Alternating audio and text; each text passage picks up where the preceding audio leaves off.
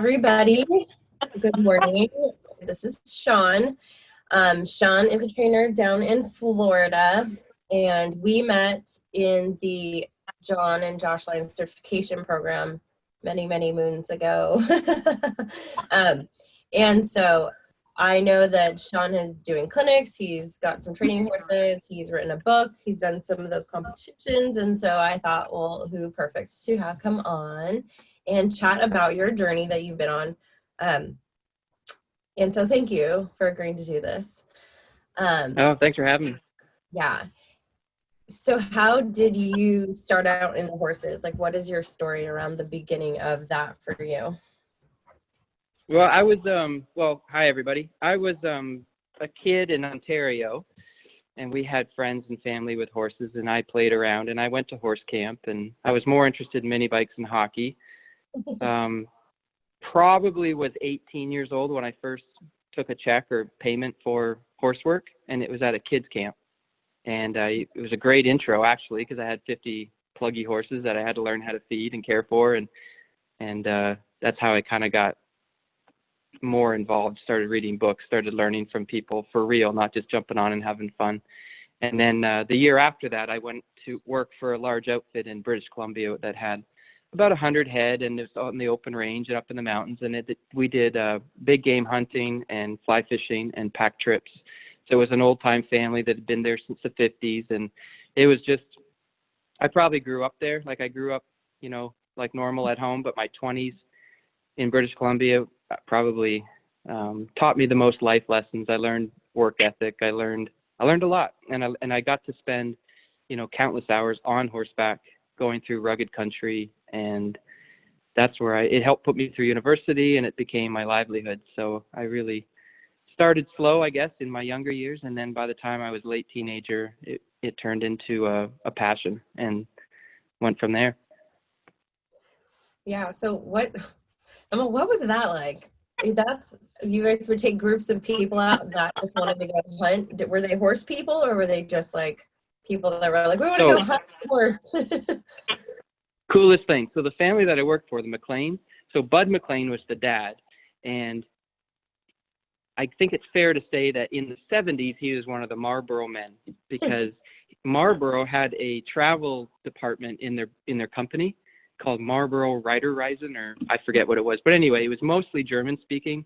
And so Bud McLean would go over to Europe and do the big equitanas and all that as with the Marlboro company. And they would basically act as travel wholesalers. And so they would come to Canada, and he would take these large groups of horseback enthusiasts. So they were all good riders. I would say 95% were German speaking. Oh. So mostly Swiss, Austrian, and German. And he would take them through the mountains for 14-day trips every summer from 1957 on. Oh, wow. And so it was really cool because, we've got pictures of Bud, in his bright orange shirt and his vest and his Marlboro cigarette. And, it was kind of neat. So, today there's more mix because of the internet and marketing, but there still is a heavy influence of that German-speaking European crowd that still love to go to that lodge. So that was like, just made the job even more interesting, because not only was it a cool job, but you're meeting people from all over the world that, it felt like I traveled the world without leaving home. I had so many people come and talk to me about their lifestyle and how they train horses. And so it was great. So a lot of the people that came to us, we encouraged intermediate or advanced riders. It wasn't a dude ranch. They had to spend a lot of time in the saddle. And, we loped a lot and did a lot of neat stuff. So we didn't want to be always with beginners, but there's always a few that sneak in. That's very cool. So what made you want to go to Colorado and do the Cert program? Because I don't even think I know that. Or maybe I did at one point and I don't know. So I'd been with the family for just over 10 years. For the first 4 years, I was going to university for economics. And when I graduated from that, I took a job with Scotia Capital in Toronto, and I had an entry-level job with the equity research team, and it was a proper office job right on the trading floor and 65th floor in Toronto. And I'm not from Toronto, but so that was a neat experience. But after a few months, it was, it wasn't horses. I ran into guys. I ran into top level traders that have been doing it for 40 years, and all they did was daydream about fly fishing. And I remember walking around behind them, seeing a fly fishing calendar on their desk, and these guys are making boku bucks and been doing it their whole life. And all they want to do is go fly fishing for a weekend. And I remember thinking, well, I can do that for a livelihood and just forget all this. Because the job was really fun and exciting, but it wasn't the same. Once you get a taste of outdoor life and horses and the rest of it, it's really hard to switch gears. So I guess that's why I stayed out there. And then through the way it worked, I started working year-round and doing the marketing, and internet was coming on. And I was learning, and, it was great. But after about 10 years, I really wanted to do more. I was, getting a little bit bored. And so I thought, well, why don't we host a horsemanship school for all these Europeans that love Western riding and don't really know the ins and outs of it, how to start colts and how to pack horses and, all the fun stuff that they were coming to do. So my idea was to go to John's school and learn and get an accreditation so that I looked like I, had some credibility other than just work experience. And then I was going to go back and start a horsemanship school. That was the initial plan. Right. And if it wasn't for Josh's 2 horses that I got to ride, I probably would still have done that. But once I felt the horse slide and spin, it was over. I didn't want to guide anymore. I wanted to train fun horses. So yeah, the sliding and spinning, once I felt it, it's probably like jumpers or barrel racers or anybody else that gets a rush out of that part of the discipline.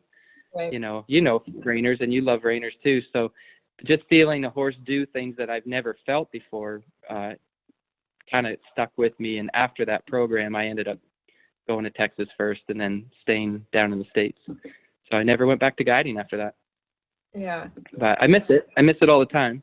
And right during the time that I was planning on going to John's, I was also applying for MBA schools. I'd actually flown to Virginia and interviewed at Darden, and I had applications out because I wanted a life change. I didn't know what I wanted to do. But through the process of applying, I realized I really wanted to stay in horses. I just wanted to change my focus and keep learning. And so that's where I signed up for John's and said, the Lions program is exactly what I've been wanting my whole life. And now finally I just pulled the trigger and made it happen. And I'm really glad I did. Yeah. It's so funny you say that about the sliding and spinning. I just remember, do you remember that round pen lesson that we all did where they would take the bridle? I just did that with a client not that long ago where he took the bridles off and we were all using Tabitha's horse, that big paint that was super chill and like mellow. Handsome was his name. And then when it was my turn, I was like, sure, I'll go.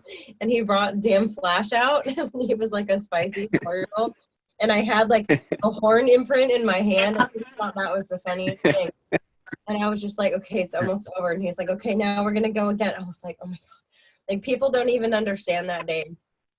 But like 100% feel the same because I had ridden all my life, but had never been able to feel something like that, like spinning and like the sliding. Was like, oh, like this is like something next level that like I want that. And then I just wanted to add the cow in because that's extra exciting. But I just was doing that lesson with a person. I let her keep her bridle on and I hooked the reins on and I like round penned her. But I was like, you have no idea what this experience was for me. Like I can look back at it and know that I've never actually fallen off another horse since that lesson, except for one I got like bucked off. And that was my own horse. But I was like, I've never ridden the same after that lesson. Might have a little bit of PTSD from it, but like I was like, it'll change everything for you. It's super funny. Well, you do remember the horse I brought, right? Do you remember the Palomino that I brought? Big shaggy coat right off the range. Remember how he wasn't domesticated yet? No, because we'd all be riding in the arena, like doing serpentines, and then all of a sudden you would hear like grunting. Grunting. And like, and you'd turn around and John like being grunked across the arena on this like feral Palomino. Like, it never stopped you from getting on.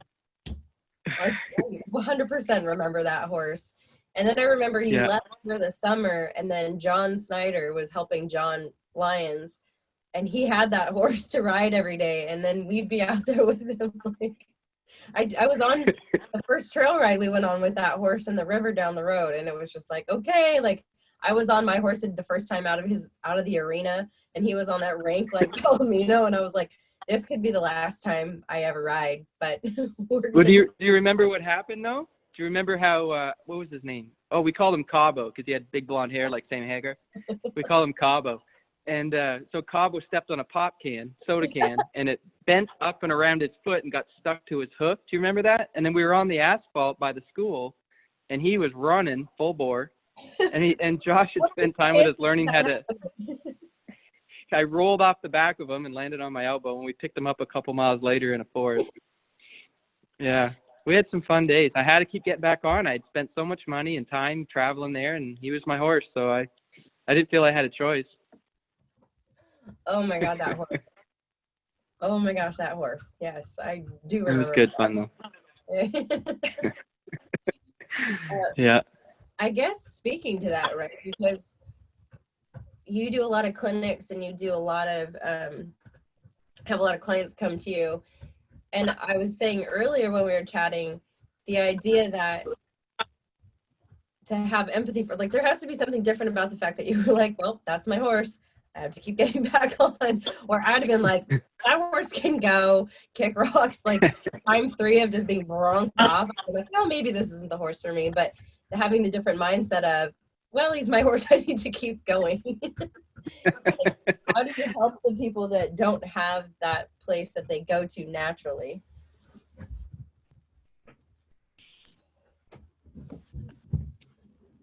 Well, and that sure happens. I mean, we get a lot of people that have a horse that's not fitted to them, and it's difficult talking to them about, you know, whether they should move on or stay with that horse. I mean, it's kind of a tricky spot being, you know, I don't feel comfortable always telling someone you need to really get rid of your horse. Right. It's actually only happened a few times. Sometimes I can help them see it for themselves by going through the checklists and, you know, getting to a good starting point and realizing this is just too tricky, and, you know, you're only 15 years old, so you don't need to die now.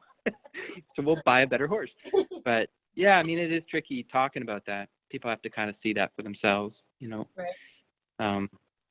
And sometimes you do get great horses that have a lot of talent, but maybe they don't have a good mind.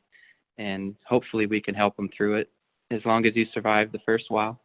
So you get there. So the book that you wrote, it was a horsemanship book. Was it just, how did you even come to the idea, like, I'm going to write this book? Like, what was that about for you? And like, why did you do that? Okay. So when I first started guiding, when I was around 20, I had access to a bunch of horses, great land, great equipment, great working environment. I mean, everything was perfect, except I didn't have the knowledge to start a horse or to improve a horse. I mean, I did, and I got help, but a lot of it was just through repetition and just riding. It wasn't a lot of proactively teaching a horse how to move lateral, how to soften up, how to stay engaged. You know, it was a lot of advanced trail riding. So a lot of the horses just kind of fell into their job over the years. They got packed and they got ridden, and they weren't broke to the bridle, but they were very, very confident. They were good horses for the trail. They were good horses on cows. They were great horses with packs and with campfires and chainsaws and all the things that they were used to. They just weren't broke to the bridle. And some of that was just because of the type of job they had, and some of it is because I couldn't teach them. So when I sat down to write out some lesson plans, I remember thinking, okay, who's my audience? Well, I'm going to talk to myself when I was 20, when I felt confident in the saddle. I wanted it, but I didn't know what to do. Because when I went to look for how-to books or step-by-step books, they really weren't out there. There was a lot of partial programs. And of course, John had his ground manual, his riding manual in his school. And I'm not saying he didn't teach all the same things. There just wasn't one book or one package that you could hand a student, say, okay, here's the start, here's the finish.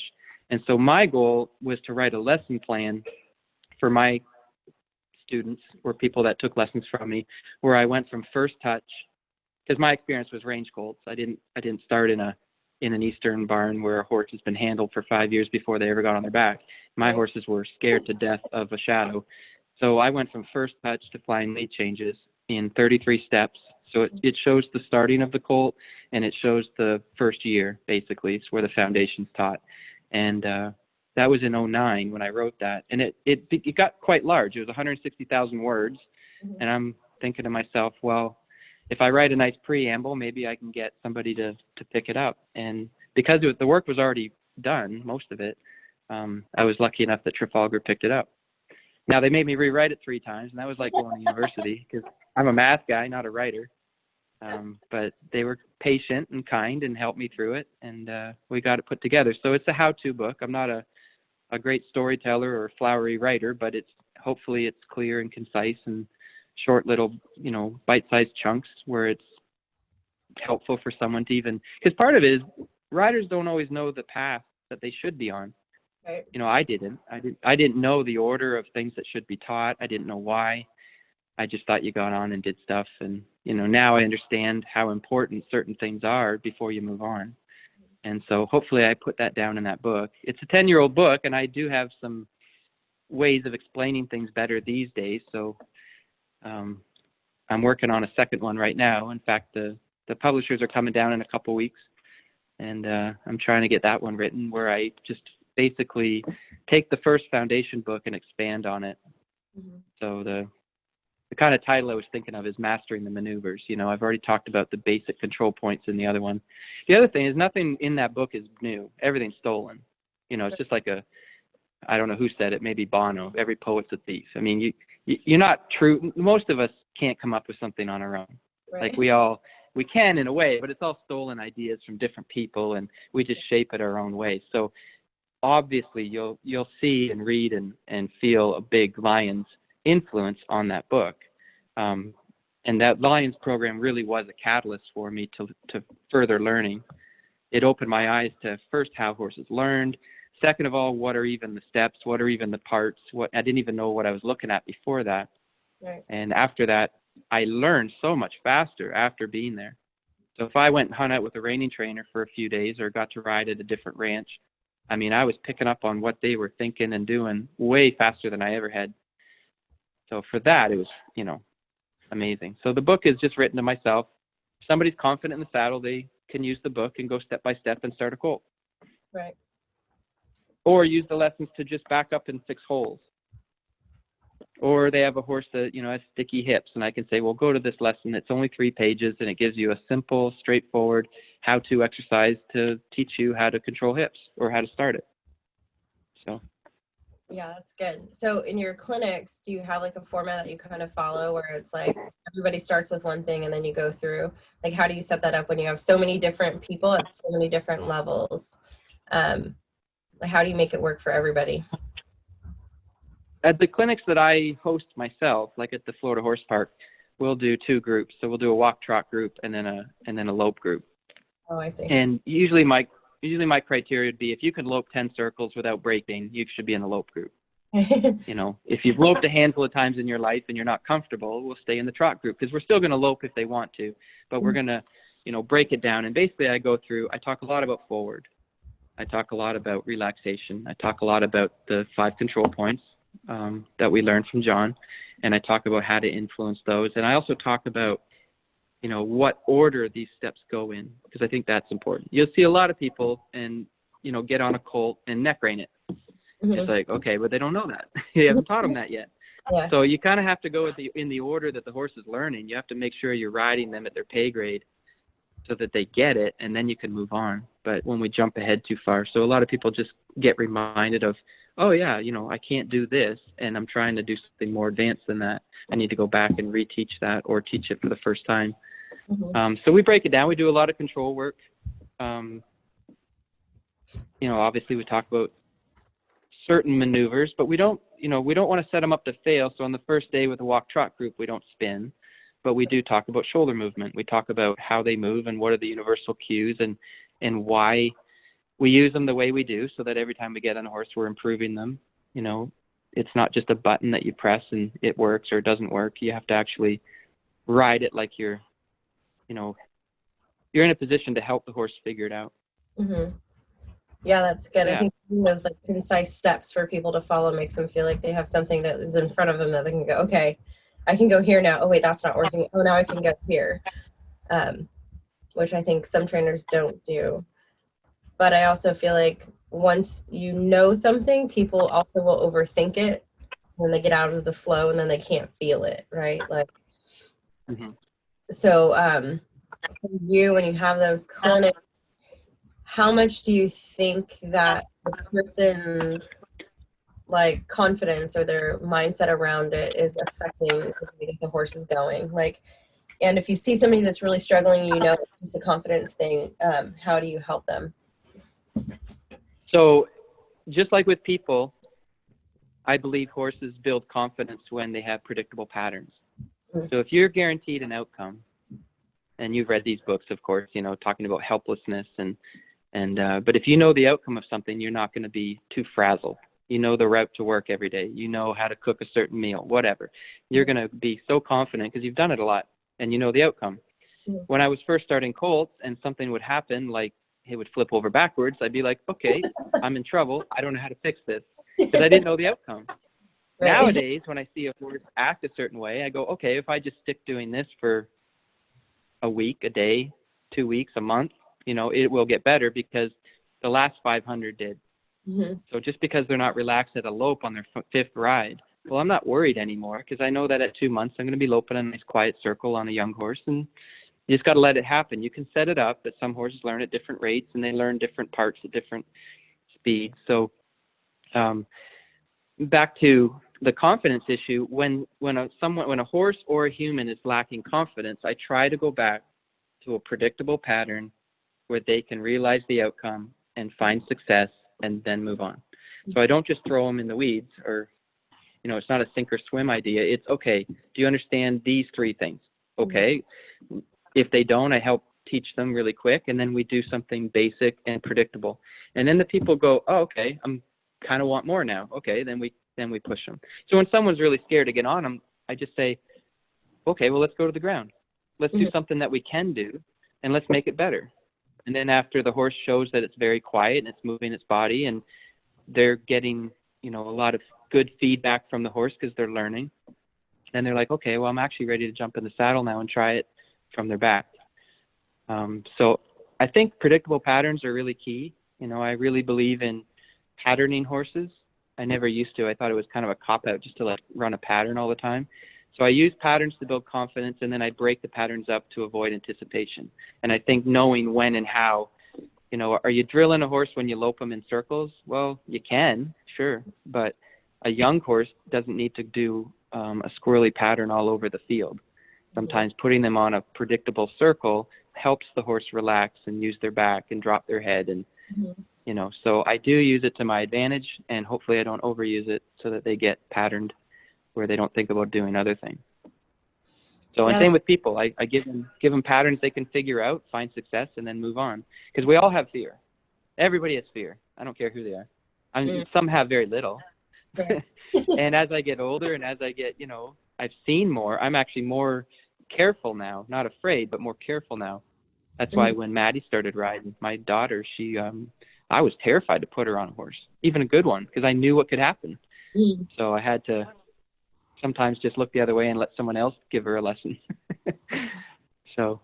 Yeah, I remember actually my son, he was about 7, and he had a great horse. It was an old lesson horse that I used to use, and the girl was going to college, so he gave him to us. And he was like 16-1 and like a big old air, but he was just such a packer that it was like anything. And my older son wanted to lope, and I was like, okay. And we actually had it on video where he kind of started like flopping around up there.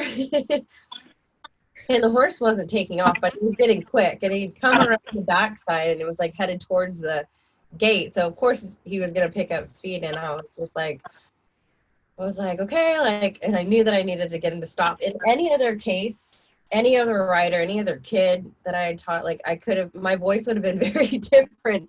My instruction would have been very different. I tend to, when situations get like kind of chaotic, I get very calm.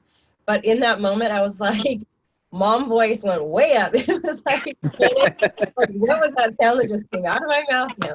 So yeah, it's that level of, okay, like I'm very aware, but not tipping into the place where you're interjecting fear. Like now I know, I'm like, I'm not going to look, like, never mind, someone else do it. I can't handle this.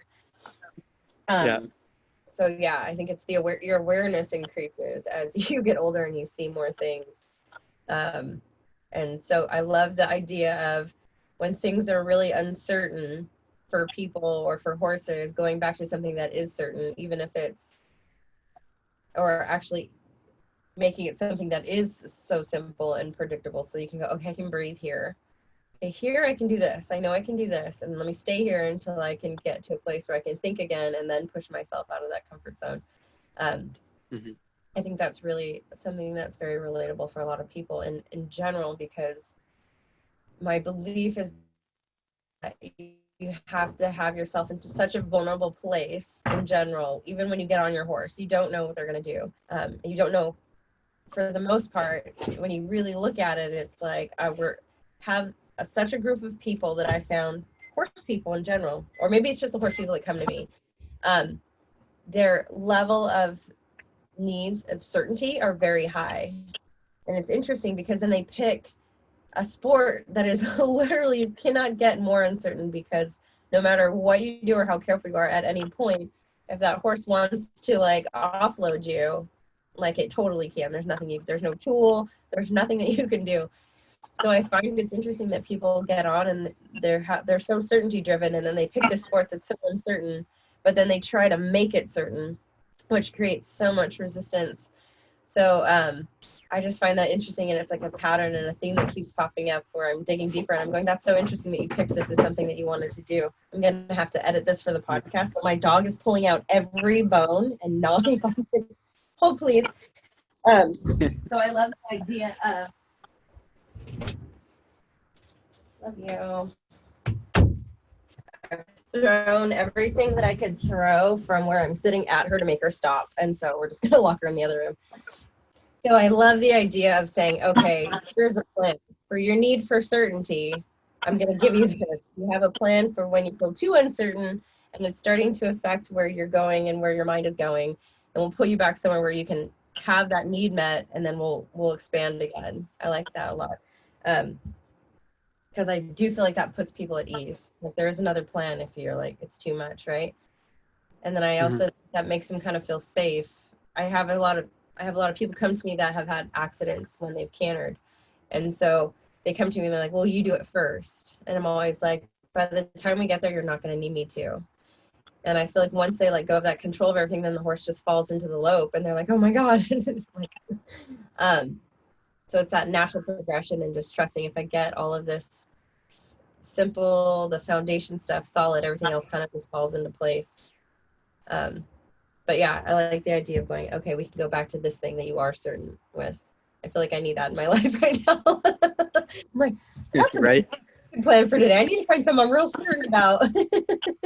And then I'll be fine. Yeah, I like that.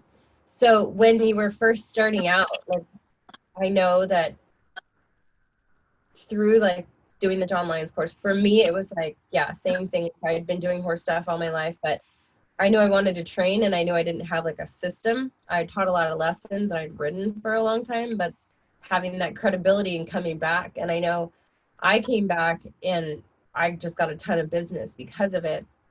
But I also felt like at some level I was like, what am I doing? Like, I like should I be doing this? Like that wave of back and forth. And I feel like every time I up level and every time I'm doing something different, like even doing these podcast interviews, like right before I'm like, who do I think I am? What am I doing? But then when you get through it, so I feel like that's a wave of every time you up level stuff you're doing, like that stuff washes in. Is that something for you? Like, I know that you did like a road to the horse competition or something, didn't you? Yeah, I did the wild card twice. Yeah. That And was so wild. Because that's a lot of people watching. there's a lot of people watching. You feel like you're putting yourself out there, and you gotta, make your best showing. And things happen that you can't explain, or injuries to the horse, or something. Both horses I got had multiple months off because of injuries. Oh, wow, okay. And that would really, then you get more nervous and more, you're trying to do the best you can, and it's out of your hands. So when it's out of your hands, it's the hardest time to relax.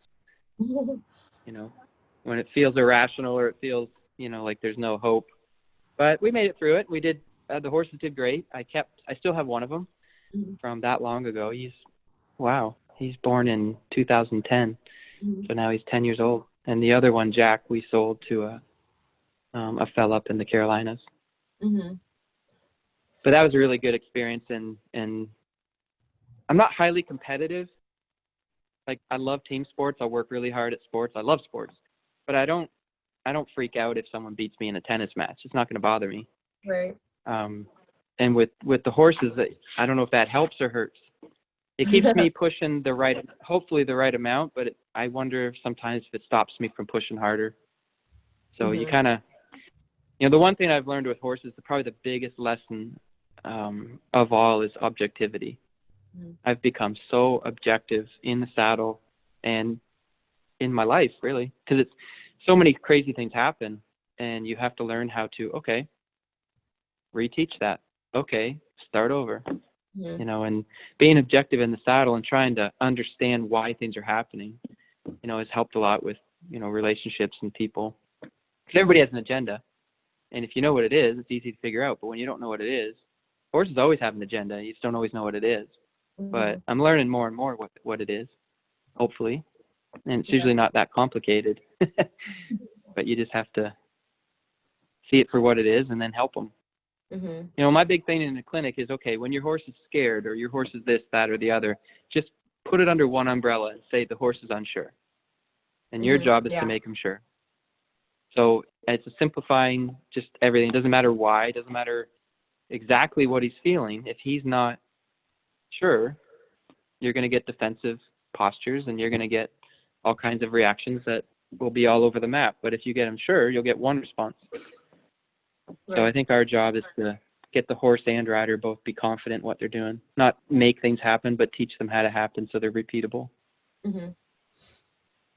Yeah, it's like going back to that, what's familiar and what feels like I know this part. Okay, now I can look at it from a place where I'm not scared and not worried, and then be clear on what the next step is. Not trying to figure it out from a place of like uncertainty and like that kind of that feeling of like, I don't know what to do, and then trying to figure it out. Like you can't get there from there, I don't think. So having that plan of, okay. I remember one time we were on a mountain goat hunt. Sorry for all you non-hunters, but I was a hunt guide earlier in my life. So we followed the height of land for a few miles straight up from the lake, and the mountain peak was pretty high, and we went up and over and found this valley, and we did some stuff over there, and we had to find our way home. Well, I was a new guide, and I listened to my client, and he said, well, if we cut through here, so we just came a route that I knew 100% of to doing a route I knew 0% of, and I didn't know all the natural pitfalls that lied underneath that sea of green trees.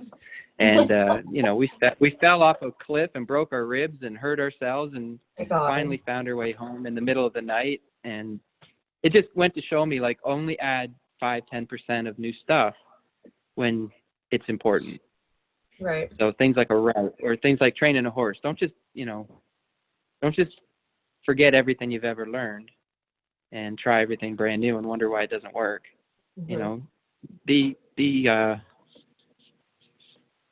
Use it in a measured way, doing new stuff, at least in that situation.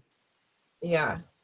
No, it makes sense, right? Because people want to go, okay, I feel like I know this, and the next step is to do something new.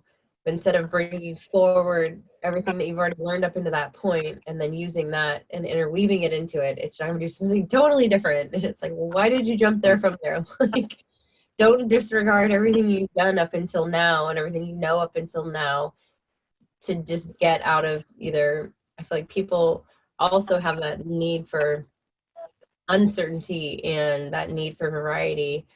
So I see some people that are doing one thing and it's going pretty good, and all of a sudden they're like, I'm going to do this thing now, and it's like how did we even get there from there? It's like, and then it kind of blows up and they feel like they have to start all over, and it kind of breaks their confidence down. And it's like, what about all the stuff that you've already done? Like, how long have you been doing this? Like, don't forget all of that stuff. Don't not bring it through. So yeah, that's that goes into so many things. So what do you feel like is, I know you said that is like a lesson something that like, because you have horses in your life, you know, has shifted the way you see things, like that you, things like, because I've learned this from working horses for so long and being with these animals that I feel like are such a big reflection of us in the moment.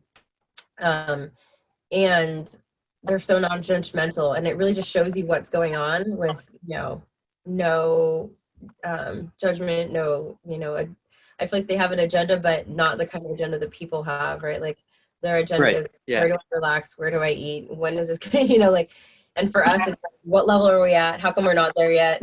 What does it mean about me if I'm not there yet? So what is like the one thing, I always say the one thing, which is ridiculous, one of the bigger things that you feel like, well, because I've had horses in my life and because I've had the opportunity to work with so many different horses and people that I have now as a skill set, or as something that I keep with me as a lesson, or a gift that I can use, you know, on the regular. So this might, I don't want to make this sound negative. My mom always told me growing up, you know, Sean, sometimes you have to do things you don't want to do. And she would say that often when it came to chores or schoolwork or whatever. And it's funny how as you become an adult, you hear your mom saying that, because 90% of life is mundane chores of just getting things cooked and cleaned and up on time and off to school on time and taking care of others. And, you know, there's a lot of chores in life that aren't exciting and fun. And with horses, you can't quit. They have to be fed. They have to be cleaned. You have to go through the steps. You have to give that young horse a full year to do certain things. You can't rush it. And I think her practical instruction of, you know, sometimes you just got to do what you don't want to do. It's just the way it is.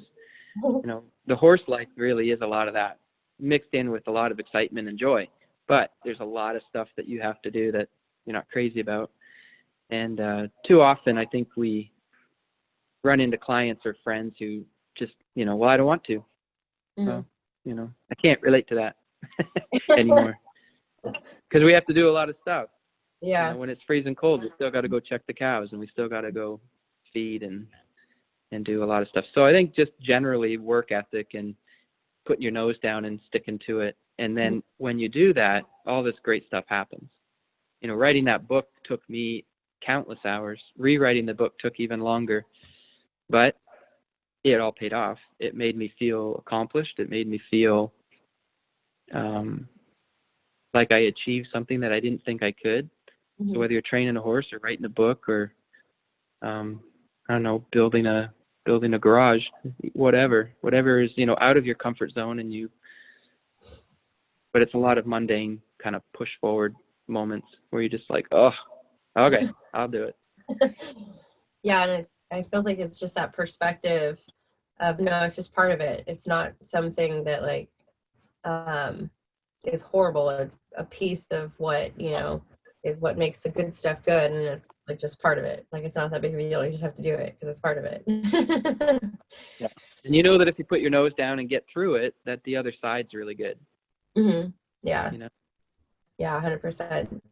So, and I always ask everyone, so if there could be something that, you know, you felt like with the horses or with whatever, where it was like, it's all about perspective, right? It's like, you know, you can take those things and make it mean, this sucks, I don't like it, it's not making me happy, so I shouldn't be doing it, right? Like it's all about shifting that perspective and how you can make yourself feel one way versus another. I always tell people that, you know, if you're in a shit mood and you've been driving in traffic, or you're fighting with your spouse, and then you show up to the barn and you're grouchy and you go into the stall and your horse, you know, nudges you or puts his nose on you and you're like, disrespectful, get out of my space, you know.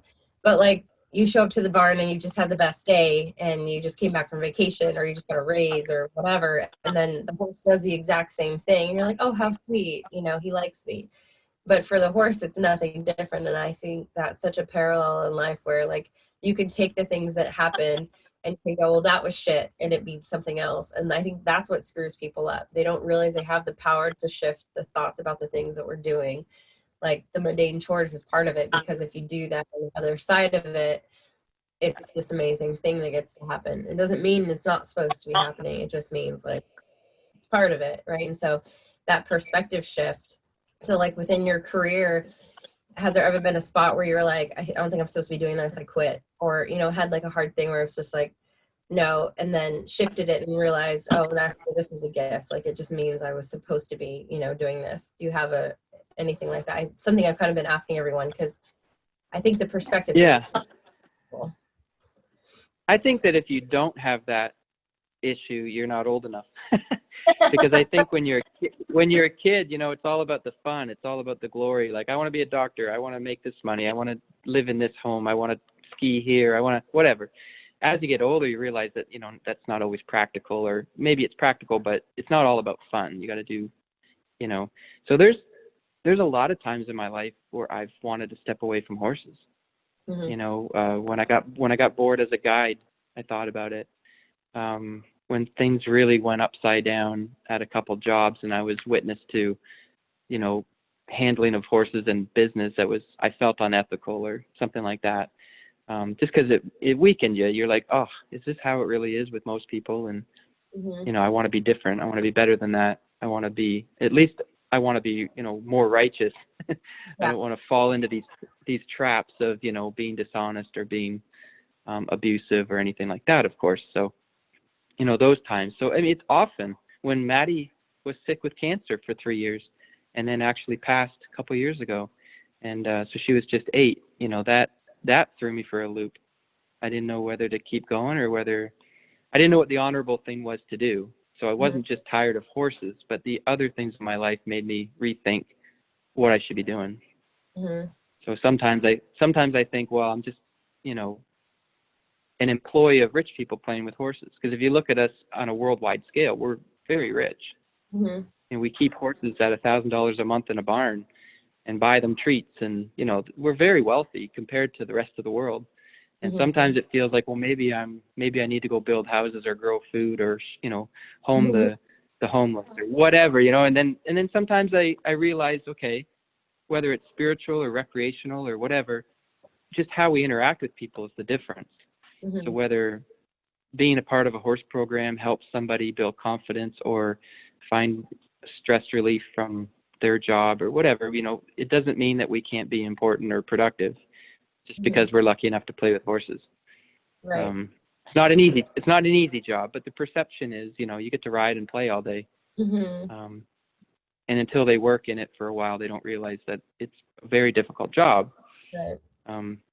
But I feel like I can contribute still doing something on the recreational side of life, you know, because you're dealing with people and people need each other, and sometimes you need a solid thing in your life, or you need someone to encourage you, or you need someone just to accept you or include you. And so for that, I think I can still help. Right. But sometimes I think we're just rich people that are spoiled. I do realize that that's still kind of partially true. Yeah, and I feel like it's that if you're doing work that contributes to people feeling better, at some level you're healing them, which heals yourself. Yeah. And I kept talking to, we had at one of the retreats we had she does qigong, and we had said we want to put a title on. So qigong is a mixture of tai chi and like yoga almost. And she had a really amazing story that she didn't even want to share. And we were trying to find a title for her, and I was like, okay, well, this, and this healer at the end of it. And she was like, oh no, I'm not a healer. Like, you know, and I was like, it started to have me look at like examining, like, what is that for someone? And I was like, at every level, if you're contributing, even if it's just a moment, an interaction with somebody that makes them feel better in that moment, I was like, we're contributing to a piece of that healing. Because what is healing? Like, I feel like I have the belief that everyone's bodies have the ability to do that, whether it's healing from a trauma, healing from an illness, whatever that looks like. And the way you do that is you come out of stress and your body goes into that homeostasis where there is no stress. You're just relaxed. You feel good. You have that connection, and then your body can actually start. So I had joked and I said, honestly, the lady that helped me put my sales funnel together for my masterclass was a healer, because after she did that for me, the amount of stress and relief that came over me was huge. You know, it's like, so kind of taking the, like, that piece out of that, like, stigma of like healer, like, who do you think you are? Not having it be about ego, but being about what do I bring to people's lives? And if it's there's a moment where they just get to feel good in my presence, then that's a piece of, because we don't know what's going on for people at a larger scale. And I know a lot of people in this master class, because I know them and I've worked one-on-one with them, have gone through some like pretty heavy things in the last couple years. And Yeah. I go deeper with them now because I have the coaching side of it, so I feel like I can. But even if it's just, this is my horse and this is my place where I have peace from everything else for an hour, then that alone is like, yeah, you're contributing to something so much larger. So even though it kind of feels like, yeah, you know, we have all this extra stuff, and in the grand scheme of things, we don't even, I mean, we hardly know what suffering is by far. But I think as horse trainers, I don't even think we recognize that we're doing that until you actually like take it apart and look at it. Because before I would just say, well, I'm just a horse trainer. Like, I don't know, I'm just a horse trainer. And it was like, now I look at it and go, no, because people's, who they are and their happiness is so tied into that piece, which I think gets heavy for the horses sometimes. And which is why I think I've fallen into the space of like, how do we alleviate some of that? How do you draw on your own stuff, you know, to find that happiness, not using this outside when things kind of fall apart, you know, when people do pass away, or when people, you know, that you love, that you were in a relationship with, leave. Like, how do you remember that you can pull in your own stuff and know that, okay, it's going to be fine because I have me, instead of relying on outside sources to find that peace. And I think that's where my work started to fall into, and I got to stop saying, well, I'm just a horse trainer. Like, no, like, we're doing big things for people at that level, if you think about it, right? Like, and I think that's what feels good and keep people doing it, whether we know it or not at the time. Like, you know, being able to help people at that level is so, it's so rewarding. So yeah, I think that's good. That's a good Yeah, thing. when you get a moment where someone hits a flying lead change and they're crying uncontrollably, and you're like, oh wow, that was important to you, wasn't it? And I'm not thinking much of it. I'm talking about leg yield and then do this and shift your hips, and all of a sudden they're pouring tears, and you're like, oh, okay, this is a big deal. You don't always know what people are thinking, right? Yeah.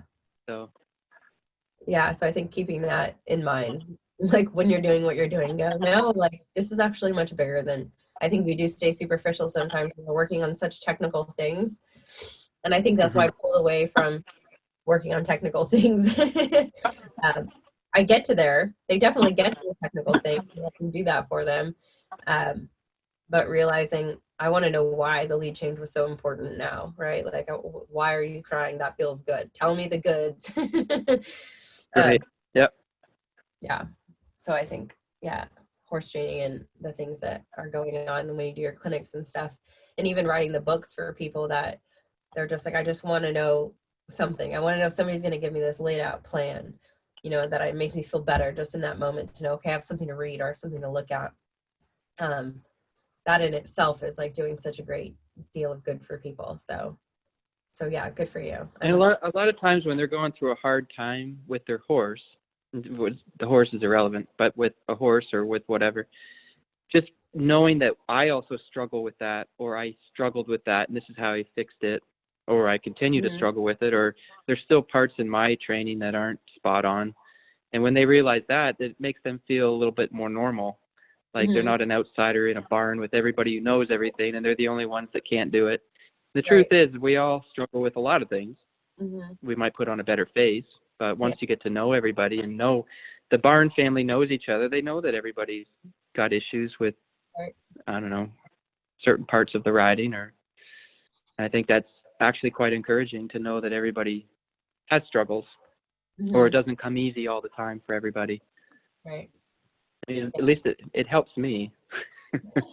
When everybody's so good around you, it's like, okay, I don't belong here. But I've learned over the years that when you walk into a barn, there are just a bunch of people, just like at your barn, you know, just like at home. And, you know, so I used to get nervous walking into a barn, especially doing a clinic. I felt a little bit on the spot. I felt a little bit like I was being judged. And I learned after that wasn't the case at all. They just wanted to say hi and learn from you.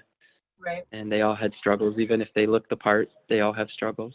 It was fun just coming together and figuring out how to fix the struggles. It wasn't even about me being the supreme leader and supreme knowledge. You know, it was not about that at all. because I don't have all the knowledge, but I do have some knowledge that I can help share and hopefully get them through the sticky spots. Right. So anybody can be used to help others. It doesn't have to be, if we all wait till we're 75 and have it half figured out, it's too late to teach. So I think it's important to write stuff down and share now, even if we don't have it figured out. Yeah. But admit it. Admit that we don't have it figured out, and that helps. That's the thing, right? That's where the vulnerability piece comes in, where how do you authentically connect with anybody? And when somebody's putting on a front that it's not really who they are, and you can feel it, and it makes you kind of want to go, okay. And the level of vulnerability it takes to say, I don't actually know what I'm talking about right now, but I'm going to sit with you and figure it out. And I do have more experience in this, and maybe I'm just one step ahead of you, but you're not alone in figuring this out. Like, we can sort this out. I think that alone creates that connection. And you can't get there unless you're willing to go, I don't always know. Like, I don't know. I don't even know how I'm going to make it through this day. I have no idea, but I'm not going to show up as someone that does know. So you can rest easy knowing that I'm always just going to be exactly who I am. I think that's huge for people. Some of my favorite coaches and teachers in life, and I can think of a half dozen that are really important to me, are extremely humble. And I love that. I'm not saying I can relate, because I'm not saying I'm the most humble person in the whole world. I try, but I love hearing their perception on a topic or on life or whatever, and just showing that humility.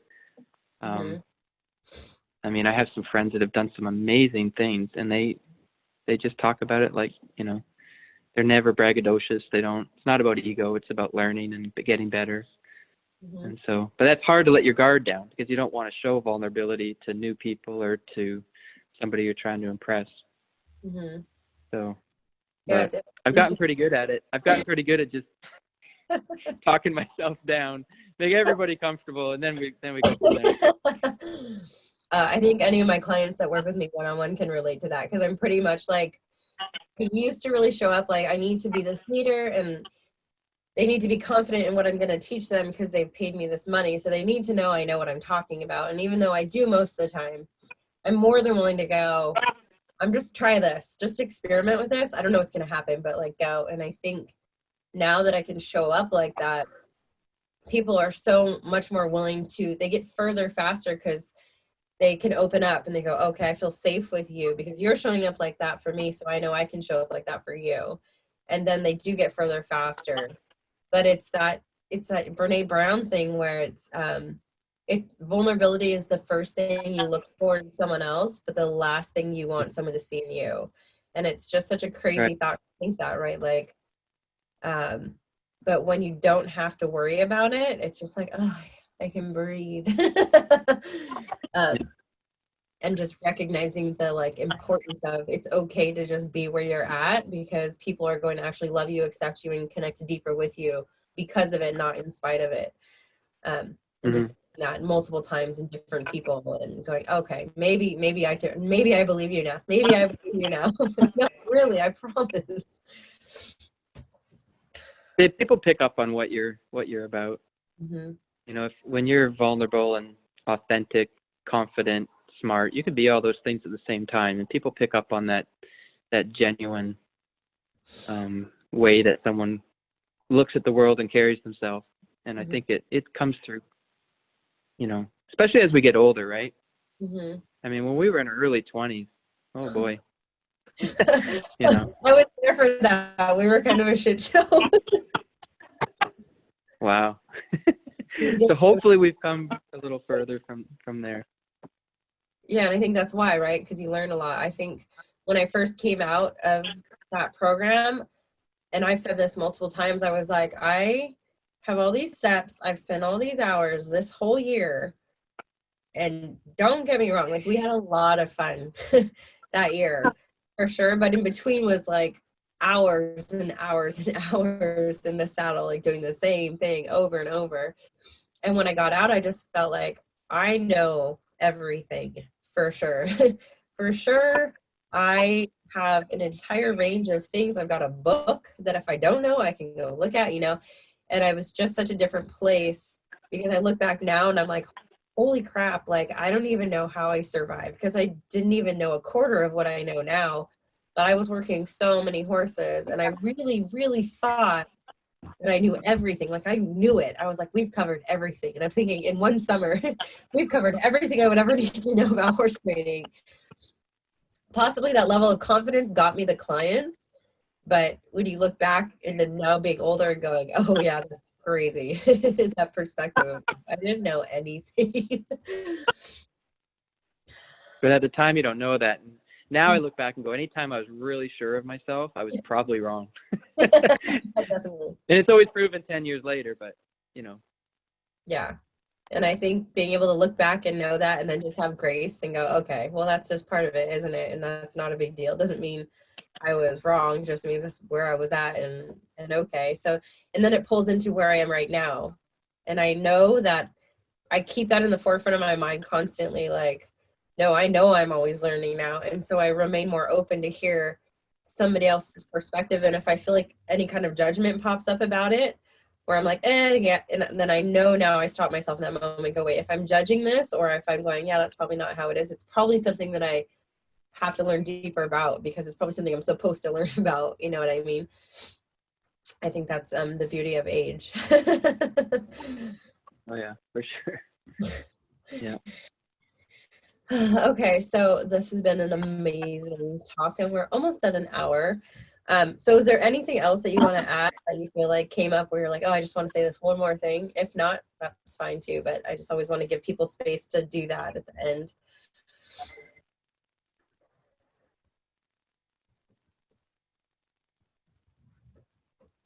Oh, it's frozen. Uh-oh. Of course, right at the end, we're frozen. Okay, we'll give it a minute. There you go. Are you there yet? Did I freeze up on you? Yeah, for a minute. Sorry. It's okay. No, it's fine. I was like, of course it's gonna happen right at the end. It was good the entire time. Yeah, just what I had said is, if there's anything else that had come up, during the time we've been talking, that you're like, oh, I want to say this one more thing. If there's anything like that, then please add to it. If not, that's perfect too. I know this sounds a little out there, but I think that to be a great rider, horse trainer, parent, pet owner, it's really just about bettering yourself. And I think that the more confident, relaxed, and, definitely gain knowledge, but work hard and be honest about your abilities and your horses and with your friends. Because a barn that has a bunch of people that want to learn is really fun. Mm-hmm. And a barn where everybody knows their stuff or pretends they know their stuff is really not a lot of fun. So Right. If you want to have fun and really do well at shows and really do well with your horse, even if you don't show, I'm not a showman. I've shown a handful of times here and there, and I'll go test a horse at a show, but I don't love the show world. Mm-hmm. I don't like being on the road for 10 days and living in the circus life. I'd rather go to a clinic and be busy all day. I don't like the waiting around, and it's just not my thing. So, but I just think be your genuine self around the barn, and everybody will enjoy it more. We've got a great barn here. It makes such a difference. The people here are kind and work hard and are caring and are nice with each other. We all want to go out for lunch. We all want to help each other, and I think it makes a big difference. So, being the trainer, I'm kind of the key, the point man, if you will. And I think it's important to kind of set the tone and make sure that, because the horses are just an excuse for us to enjoy life and hang out. Right. It could be anything, but it happens to be horses with us. Mm-hmm. Yeah, I think your clients are a big reflection of where you're at. And I say that all the time. My clients that I have now, it's the same thing. Our barn is so supportive, and we go to lunch together, and it's like a completely different environment than where I was before. Like, and I do think, and I always tell people, when I hear trainers complain about their clientele, for me, it's just a reflection of where they're at and how they think of themselves. So I love when trainers come on and they're like, oh, I love my clients and we just enjoy each other, and it's so nice to be around, because I think it speaks volumes to who you actually are and have like evolved to as a trainer. So I think that's cool. And I think that goes for anybody that has anyone in their life. It's that general how do you talk about the people that you have in your life? You know, are they great? You know, I know that's not always going to be amazing and perfect, but if you're saying there's always these people around me that are XYZ and you're complaining about it, then it's probably something that you need to look at. So yeah, that's perfect. That's great. I love that. And I love that we say that all the time here. So I love knowing that there's, you know, other places that are the same page like that. It's so good. I haven't put a post up on Facebook in a long time, but a while back, I remember I printed off the Beatitudes, you know, from the Old Testament, where it talks about what love is. And I challenge people on Facebook to print it off and put it up in their barn. Because if everybody followed these simple the Beatitudes are a wonderful, you know, way of looking at how to, you know, respond to each other, you know, with kindness and patience and all that. And it's the same thing with the horse. So I don't know. It's just, it's so simple, but it's so hard to do. Right. So it's the struggle. It's not always easy, but it is what we're after. It's the journey. It's the journey. I wish the journey would end. I'd get there. But I've learned to enjoy the journey a little bit more. Well, yeah, right. It's like the only thing you could do, because honestly, is there ever really an end to this? Like, when you really look at it, you're like, no, is this like unobtainable destination that everybody is trying to reach? Like, that's exhausting. Stop thinking that.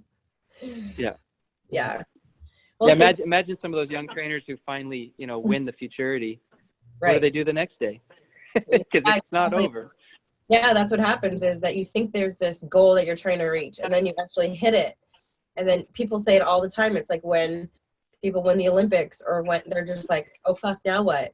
Like, this is that thing that I thought I was supposed to be striving for. And what did I think when I was going to get there? And now I'm here, and it's like, now what? And those are the people that actually have the hardest time after they go into depression. I mean, the rate of depression and, you know, substance abuse and stuff for people that have reached that level is because they think there's this one thing that you're trying to reach that's going to be your end all be all of happiness. And if you work hard enough, you get it. But then it's like, if you think that's what that was, then all of a sudden you're like, oh God, now what? Right. And so I think remembering that it is about the journey, which is so cliche and such a cheesy thing to like come out of my mouth, but it's totally what it is. You know what I mean? I remember hearing Tim McQuay say he's at the futurity. He's already thinking at home of what 2-year-olds he's going to bring next year. And I remember thinking, wow, that guy's top 10 all the time. Of course, Tim. And he's already working on next year. I just thought that was really cool, that he was always looking beyond, right, and finding joy in it. So that was pretty neat. Yeah, I love that. That's a really good way to keep in the forefront of your mind, to keep you from thinking like, I'm not there yet. Like, where are you trying to get? Like, stop. Right. Stop. Okay, well, it's been lovely chatting with you, and I will definitely be so looking forward to your book. And let me know when it's coming out and when it's all finished, and then we can have a little chat about it, because I'm excited to hear about it. So good for you. It sounds like you're doing really great and doing amazing things. And I'm just really proud to know you. And I just know that it was so long ago, like with 2004, where like, I posted something in that trainer group, and I was like thinking about all of the people that were in our class with us. And I was like, wow, we had a really cool class and like really amazing people. And I just love that we still do connect. Like, I'm so excited to be able to talk to Richie, and, you know, I'm like, dude, those are my people. Like, we had such a good year. So it's fun to see, you know, when you guys are like really thriving and doing so well still. Like, I love that, because I think a lot of people that go through that course don't necessarily have that outcome. So I think it's just cool that I get to be friends with some of them that kept going. that was a really special summer and year for me. You know, it was amazing. The people that were there, just great connections, feels like we know each other like siblings almost. Yeah, 100%. Like, I feel like I haven't talked to you for like years and years, but I'm like, nope. Nope, I know you. I ran into you at the NFR, remember? Yeah, we did. I did see you. It was a couple years ago, right? Yeah. Yeah. But besides, yeah, but it's that feeling of like, for some reason, whatever, that summer and going through all of that, entire process with all of you. It was like, no, I feel like we're like bonded for life. Like, nope, that's family. Yeah. Yeah. Cool. So yay, so great to talk to you, and I'm happy you're doing so well. And yeah, we'll keep an eye out for your book. Thank you very much. Yay. Okay. I'll talk to you later. Okay. All right. Bye. Bye.